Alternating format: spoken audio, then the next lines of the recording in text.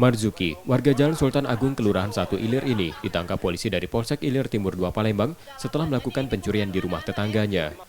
Tersangka mencuri pada September 2021 lalu bersama dua temannya yang masih buron. Tertangkapnya tersangka setelah polisi menerima laporan korban yang sering kehilangan tabung gas LPG 3 kg. Pengakuan tersangka pada polisi, ia hanya diajak dua temannya untuk mencuri di rumah korban dan hasil curiannya dijual ke warung-warung. Ini bukan anak-anak ya.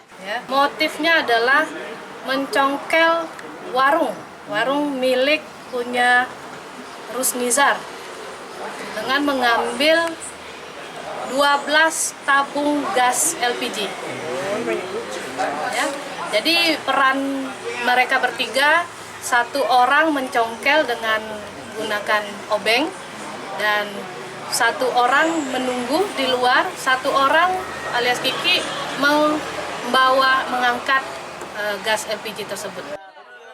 Tersangka kini ditahan di tahanan Polsek Ilir Timur 2 Palembang dan diancam hukuman 9 tahun penjara. Reski Oktora, Muklas Diferensial, Kompas TV, Palembang, Sumatera Selatan.